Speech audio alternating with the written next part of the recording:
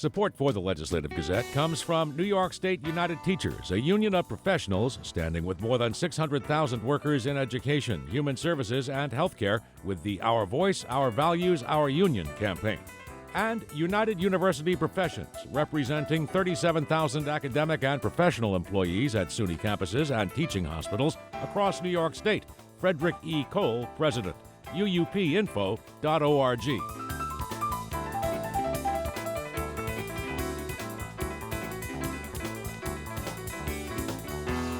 New York Governor Kathy Hochul is receiving pressure from environmental activists to sign legislation that would impose a 2-year moratorium on a type of crypto mining that uses large amounts of energy to make bitcoins. But as the Legislative Gazette's Karen DeWitt reports, the Democrat is not tipping her hand on whether she'll sign or veto the measure. The state legislature approved the bill in June. It would put a 2-year hold on the state issuing air permits to companies who want to buy up old fossil fuel plants and convert them to what's known as proof-of-work crypto mining. The process uses large amounts of energy to power computers to solve complex equations to mine the bitcoins.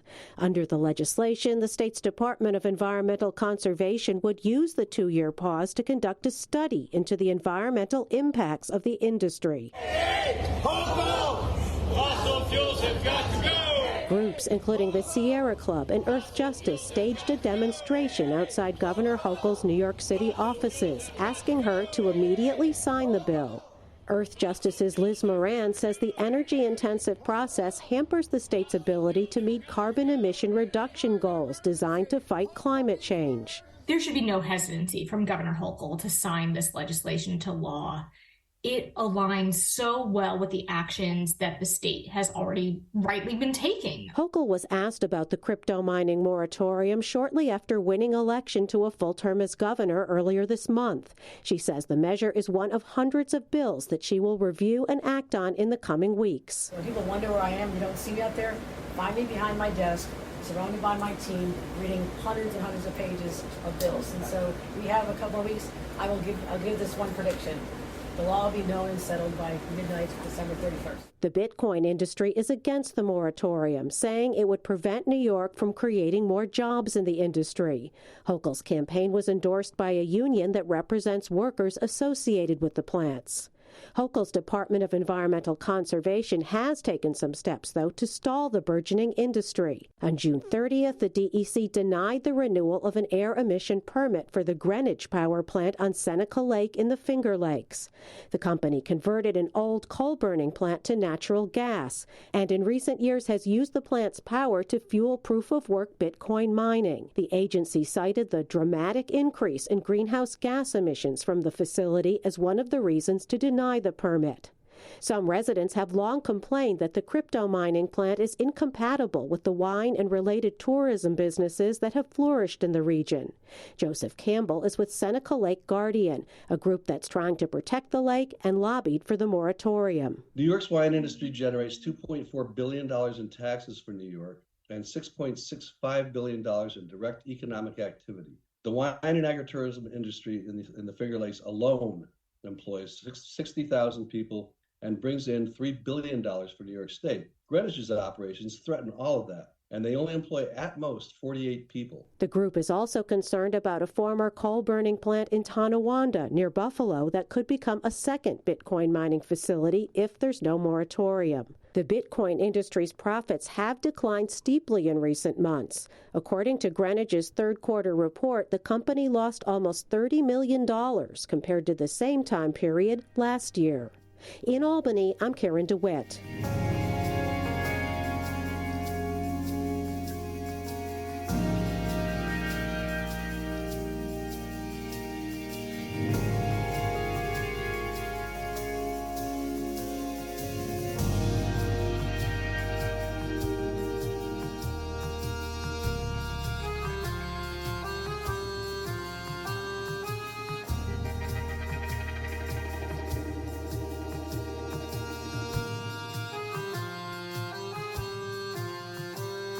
You are listening to the Legislative Gazette, program about New York State government and politics. I'm David Gustina.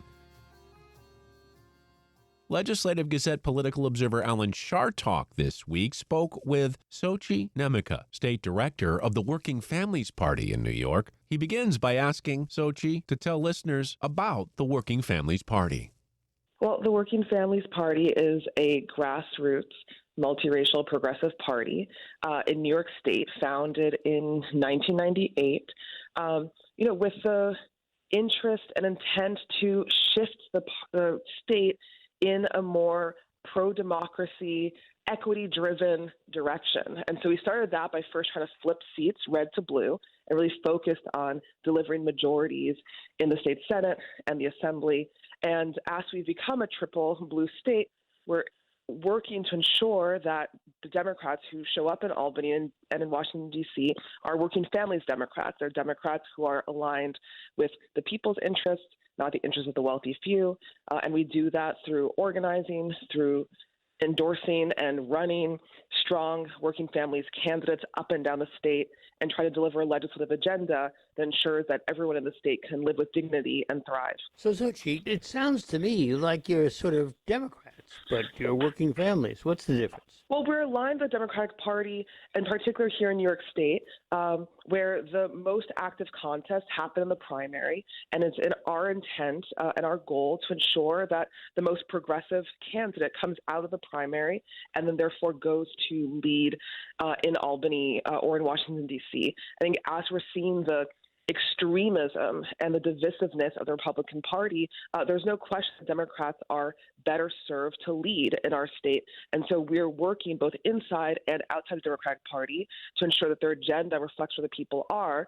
But we believe that we need a separate vehicle because there are real structural deficits and impediments in the big tent of the Democratic Party that goes all the way from, fossil fuel companies to, young people. And so we do believe that people deserve a party in which their values are not disconnected from the path to win. So who are you? Who is Sochi, and how did she get to be the head of this operation? Well, I'm a born and raised New Yorker. My parents are Nigerian immigrants who came in the 70s and 80s.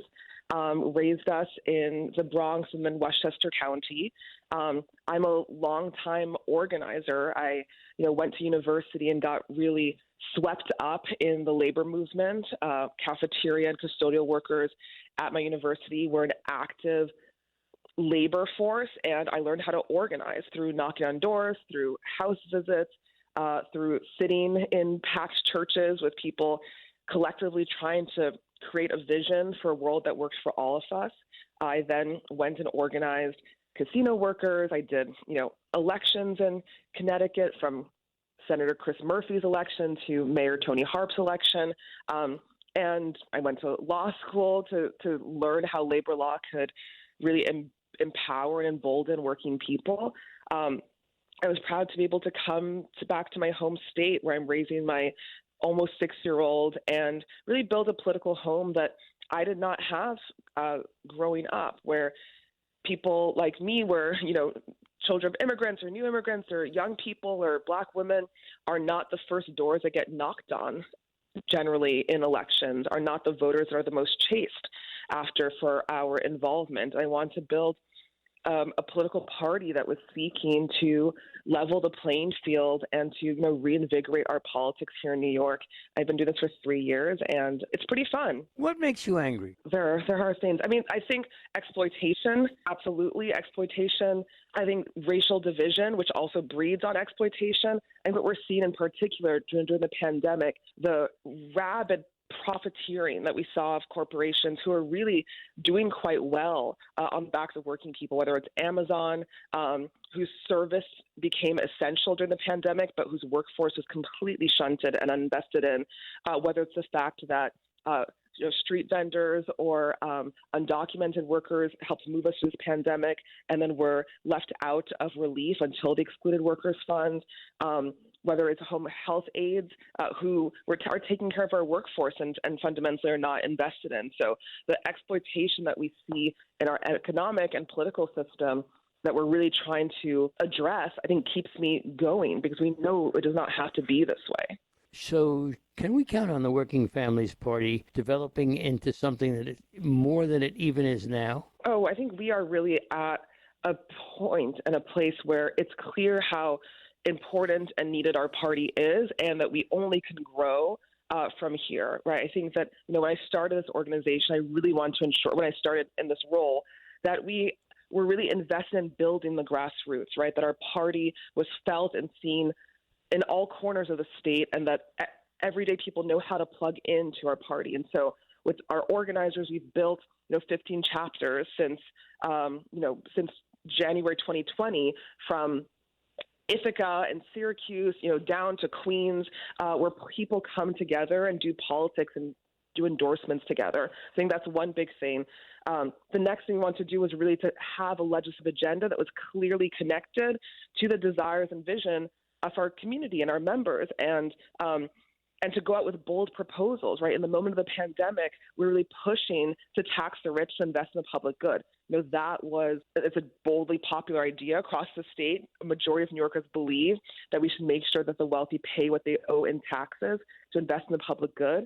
And so we set off to really lead a big campaign with our partners called Invest in Our New York that delivered record wins in New York State. I think in this moment, we want to ensure that the Working Families Party helps put out an agenda that meets voters where they are and ensure that they know that government has their back. And so working with our partners in the legislature, that is our goal. Our goal is also to do a lot of base building in cities up and down the state, Syracuse, Utica, obviously New York City, Kingston, and really connect and toss out this false sense of this upstate, downstate divide, but really talk about shared ideals and shared goals. That's Xochitl Nemeka, state director of the Working Families Party in New York, speaking with the Legislative Gazette's Alan Chartock.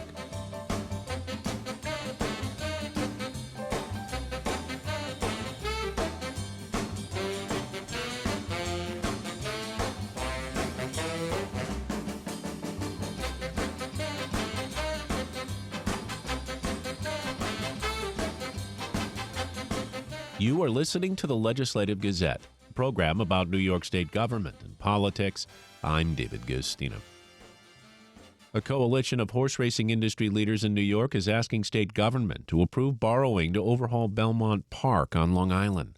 They say the improvements there will buoy the racing industry across the state. The Legislative Gazette's Lucas Willard with more. The New York Racing Association, which operates racetracks at Belmont, Aqueduct, and Saratoga, wants to build a new grandstand and clubhouse at Belmont Park on Long Island near New York City. A reconstruction of its racetracks is also planned, as well as the possibility of building a synthetic track. The current grandstands are more than 50 years old, at the home of the third leg of the Triple Crown, the Belmont Stakes. NYRA spokesman Jeff Canizzo spoke at the state capitol in Albany. Here's the vision. No taxpayer dollars on the line, a state asset dramatically improved, and a world-class venue side by side with UBS Arena. A strengthened sport, sustaining thousands of jobs across the state. The plan is for NYRA to borrow $455 million to be paid over 30 years. Debt service would be paid through revenue from VLT gambling facilities that's dedicated to capital projects, which Canizzo says would not affect municipalities that host the sites from receiving a portion of the funding. NYRA is part of an industry group formed last year called We Are NY Horse Racing that also includes the Saratoga County Chamber of Commerce, New York Thoroughbred Horsemen's Association, and New York Thoroughbred Breeders. The Business Council of New York State is also now on board. Heather Mulligan is president and CEO of the Business Council. It's important that you have a broad-based coalition. We joined it because of the obvious economic impact. Mulligan said more than 19,000 New Yorkers are directly employed by the horse racing industry. With 2023 state budget preparations underway, the coalition is pushing the state to authorize NYRA's bonding for the project. We Are NY Horse Racing says the upgrades at Belmont will secure the future of horse racing in New York, including at Saratoga Racecourse. Officials say the summer meet at the spa alone generates $240 million in year-round economic activity in the capital region.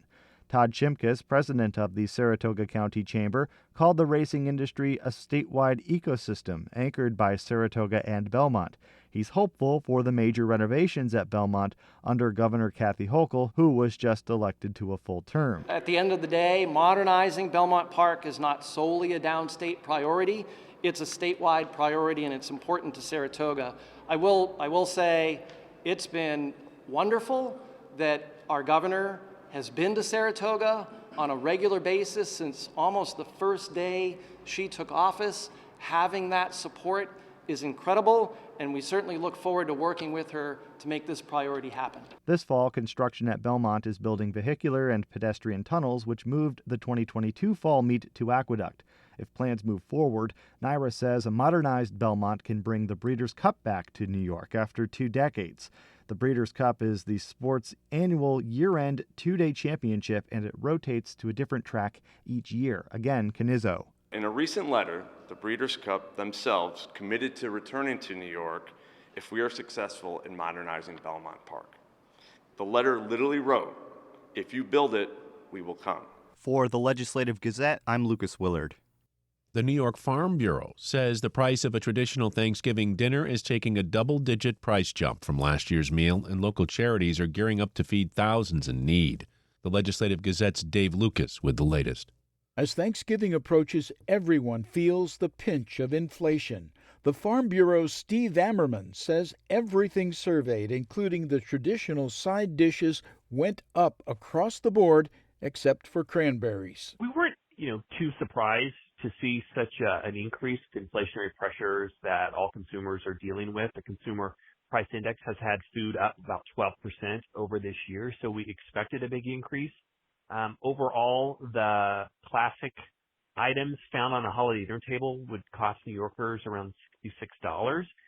It is about a 26% increase, but a bulk of that increase is from the increase in turkey prices, which they're around $1.89 a pound, according to our shoppers, about 43 cents per pound over last year's average price in our survey. Ammerman says volunteer shoppers sampled prices at more than a dozen different supermarkets throughout the state between October 18th and 30th, trying to get the best prices available, working from a list of 15 staples ranging from turkey and rolls to stuffing and celery to pumpkin pie mix, enough to feed 10 people around the dinner table.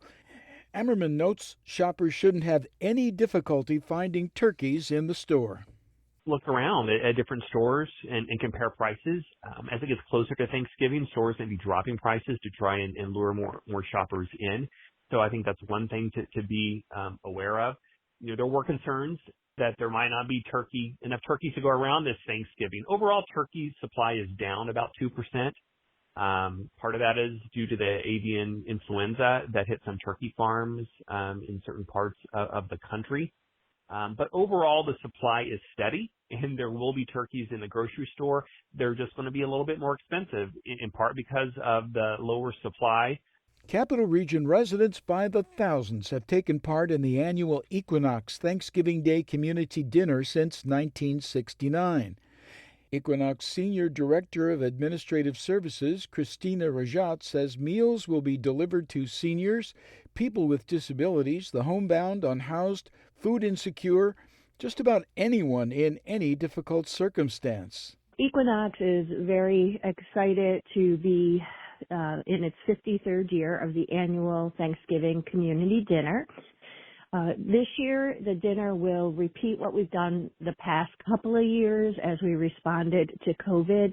So instead of gathering thousands of volunteers down at the Empire State Plaza, as we typically have, we decided to keep everyone safe, and we are working once again this year with various restaurant and catering partners to prepare the meals safely, and working with hundreds of volunteer drivers that will deliver the meals to the individuals that request them, and do, safe deliveries, contactless deliveries if need be. Rajat says Equinox is taking calls now through its Thanksgiving hotline. So people can call 518-434-0131. They will get most likely a voicemail, but don't worry, please leave a message. We will have our volunteers get back to you. They're extremely busy, so they're, have to catch up and make sure everyone that needs a meal will get one. We do request that meal requests are given by this Friday, November 18th, which is tomorrow, just because we want to make sure that we have all the numbers to the restaurants as they begin to prep thousands of meals. Rajat says Equinox served over 10,000 meals last Thanksgiving and plans to top 11,000 this year. For residents in need looking to prepare their own holiday feast, the third annual Big Give Back will be held Sunday from 1 to 3 at the Albany County Board of Elections building on South Pearl Street in Albany's South End. William Tragedy Yeager says 1,000 frozen turkeys and 5,000 sides, 5 with each turkey, will be handed out. We're expecting at least 25 to 35 volunteers. We're packing the boxes ourselves this year. So it's going to be a different ordeal. So we'll be in the parking lot earlier, but we're not going to start giving the turkeys away until 1 o'clock. For the Legislative Gazette, I'm Dave Lucas.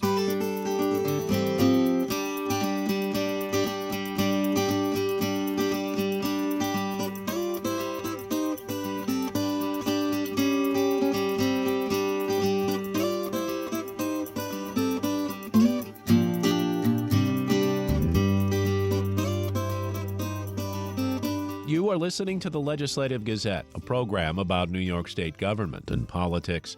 I'm David Gustina. The Plattsburgh, New York region has a military history dating back to the beginning of the country.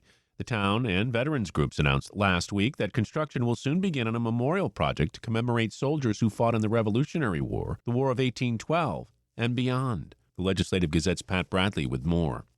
The Battlefield Memorial Gateway Park is planned on the shore of Lake Champlain on former Plattsburgh Air Force Base property. The site is directly across from Crab Island, where both British and American soldiers from the Battle of Plattsburgh, which occurred on September 11, 1814, are buried.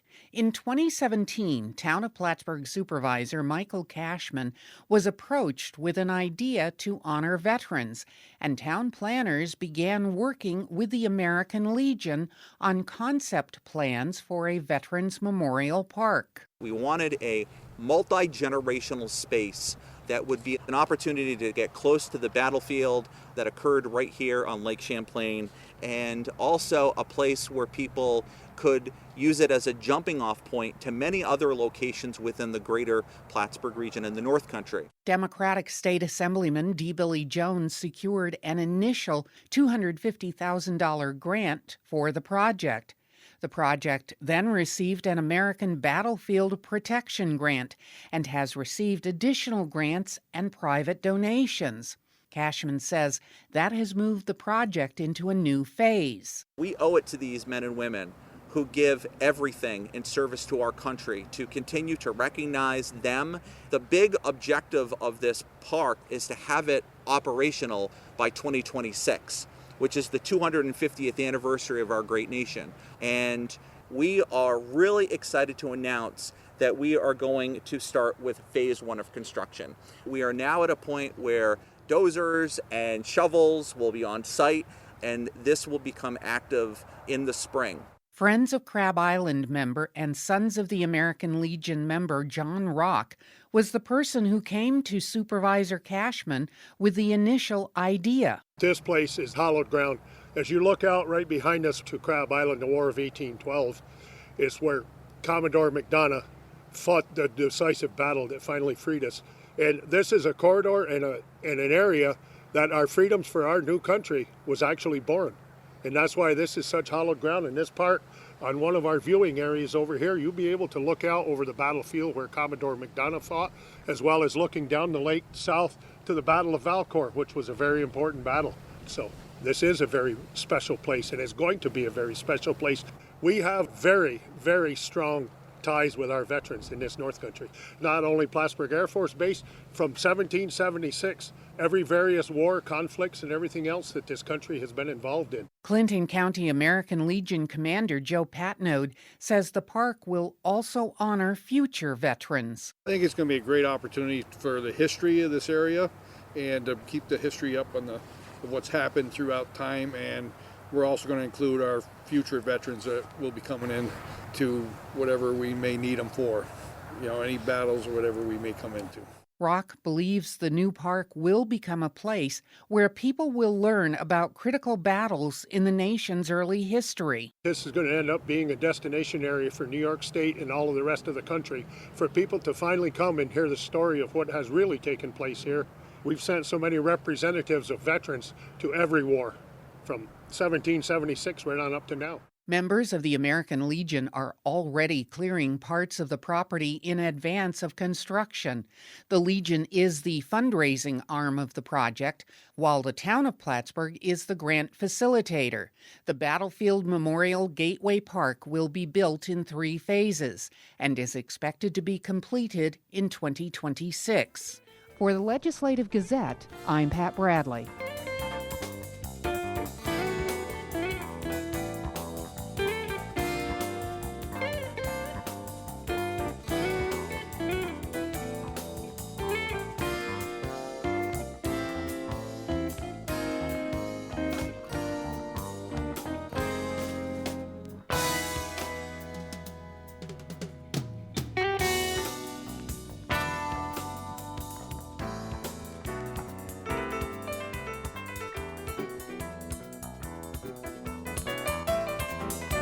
And that about does it for this week's show. We had help from the New York State Public Radio Network. For copies, call 1-800-323-9262. That's 1-800-323-9262. Ask for program number 2246. Or just listen online at wamc.org or schedule a podcast wherever you get your podcasts. And join us again next week at this same time for more news on New York State government and politics. For the Legislative Gazette, I'm David Gustina.